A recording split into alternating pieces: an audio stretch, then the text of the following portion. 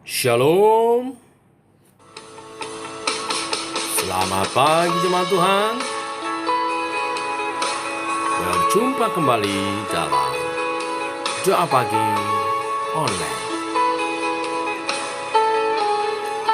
Mari masuki hari yang baru hari ini dengan semangat optimisme dalam Tuhan. Yesus yang kuandalkan.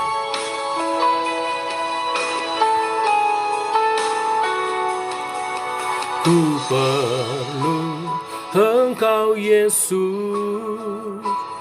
haus jiwaku menantikanmu. Ku percaya Kau penuh pengharapanku di dalam-Mu.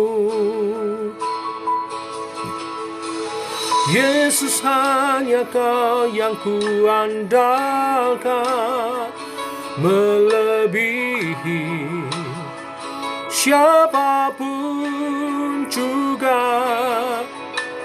Yesus, hanya Kau yang ku percaya di setiap waktu. Tiada lain yang ku andalkan selain Kau, Yesus.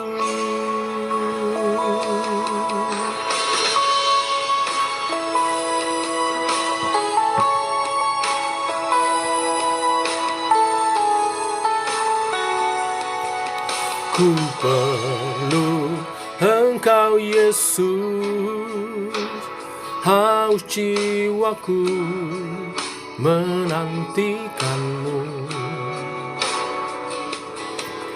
Ku percaya Kau penuh pengharapanku di dalam-Mu.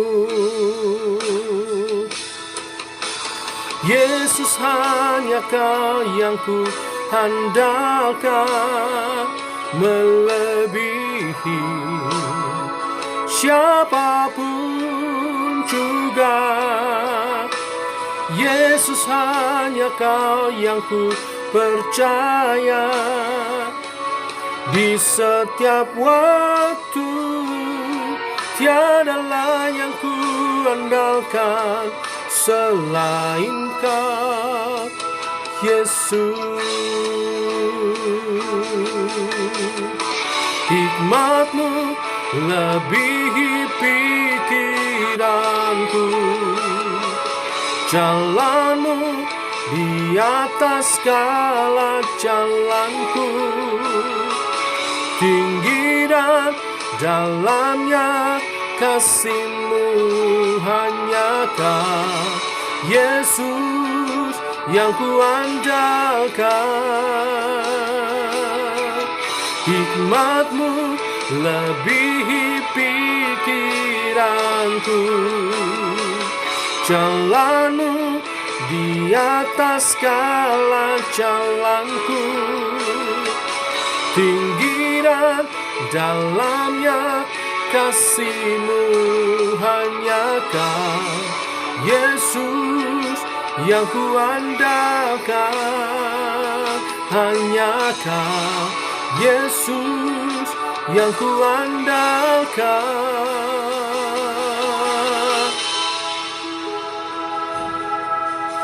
Yesus, hanya Kau yang ku andalkan, melebihi siapapun juga.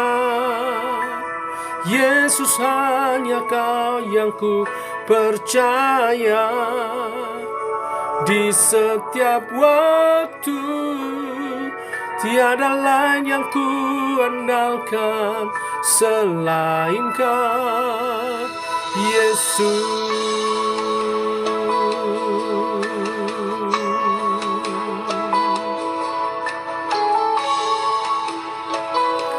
Tiada yang lain, hanya Kau Yesus.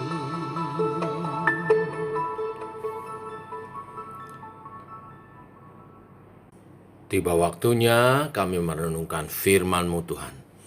Firman-Mu adalah suluh dan terang bagi jalan kami. Berfirmanlah, kami rindu mendengarnya dalam nama Tuhan Yesus Kristus. Amin. Bapak Ibu, kita lanjutkan renungan pada pagi hari ini.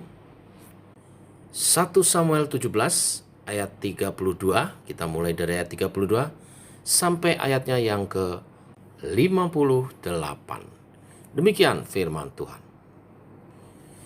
Berkatalah Daud kepada Saul, janganlah seseorang menjadi tawar hati karena dia. Hambamu ini akan pergi melawan orang Filistin itu.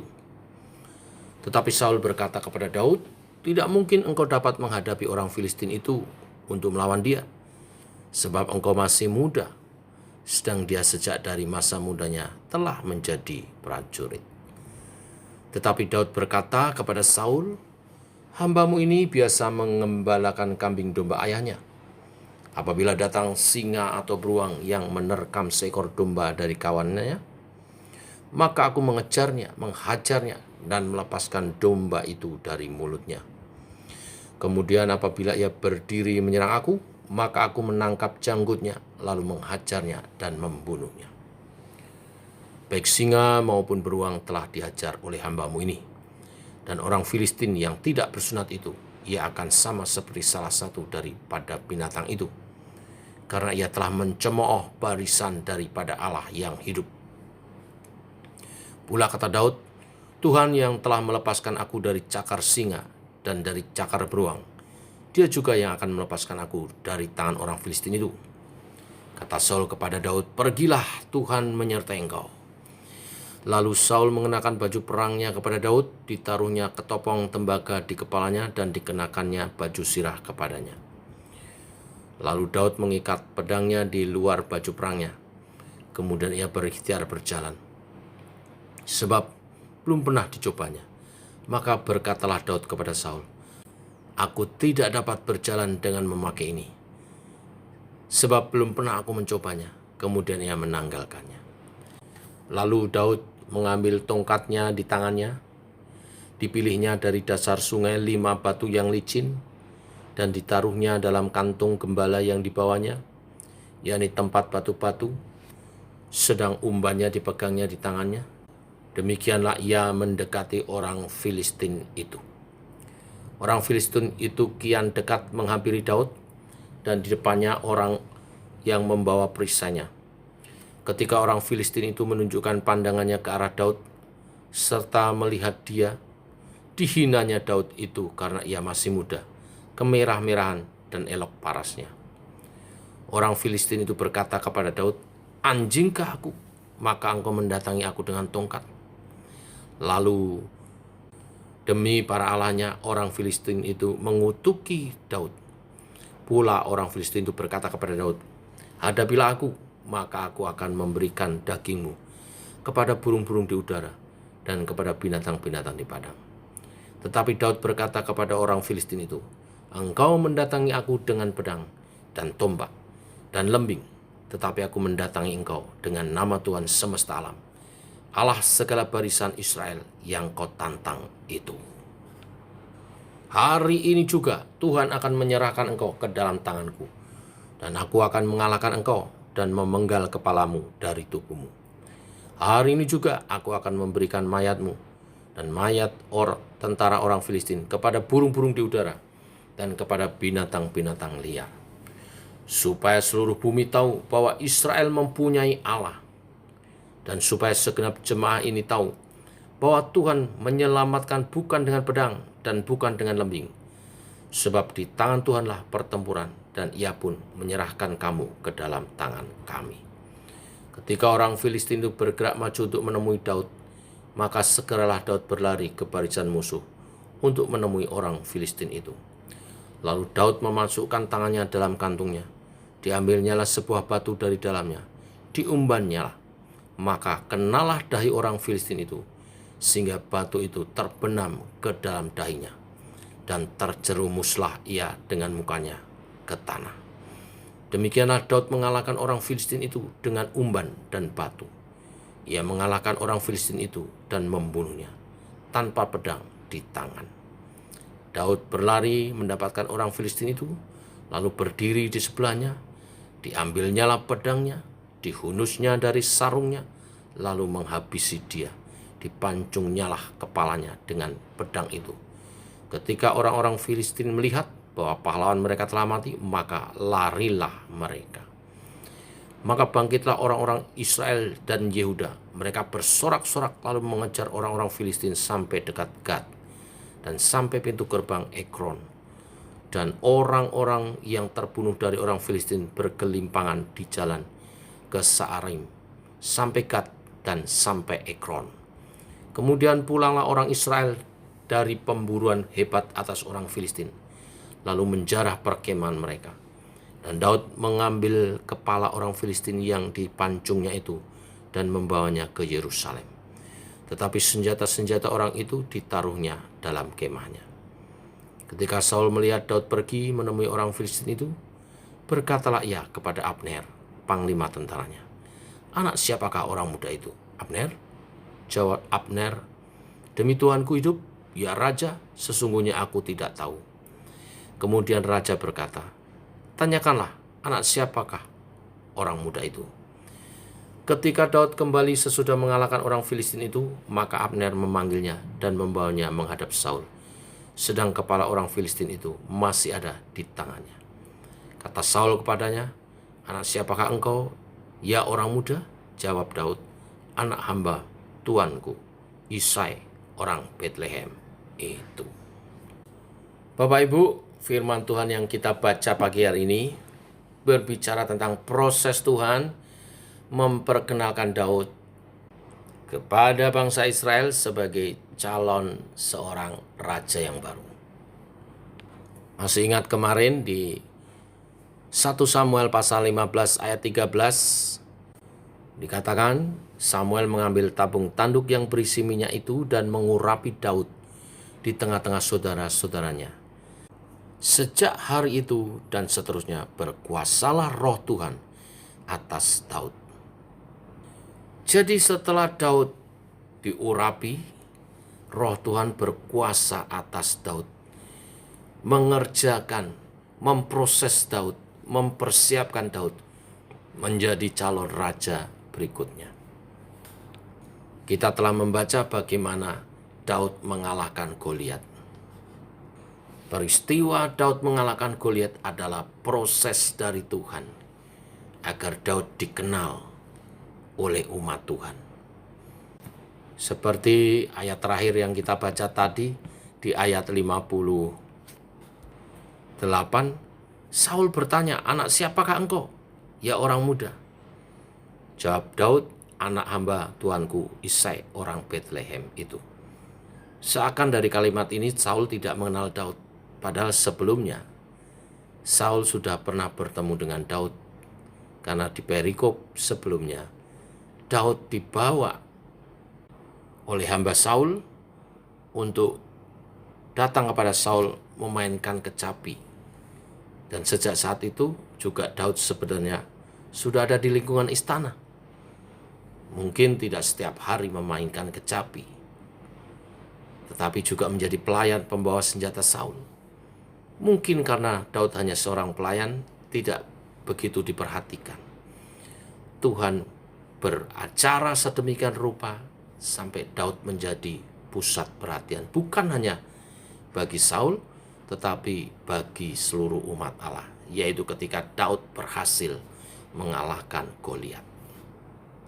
Proses Daud mengalahkan Goliat juga tidak lepas dari campur tangan Roh Allah. Ini adalah karya Roh Allah dalam diri Daud itu.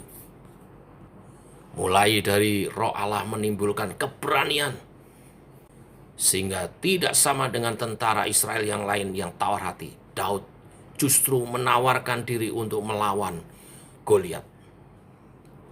Ayat 32, berkatalah Daud kepada Saul, "Janganlah seorang menjadi tawar hati karena dia. Hambamu ini akan pergi melawan orang Filistin itu."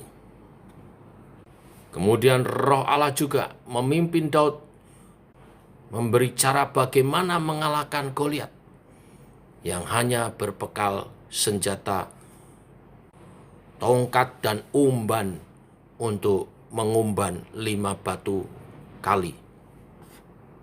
Saya yakin percaya ini bukan perkara manusia, bukan karena lihainya Daud, tetapi karena hikmat pimpinan dari Allah Roh Kudus memberi cara menyelesaikan masalah, mengalahkan Goliat.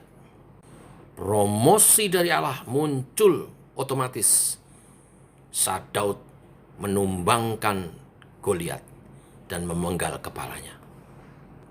Hari itu seluruh orang Israel tahu Daud bukan orang sembarangan.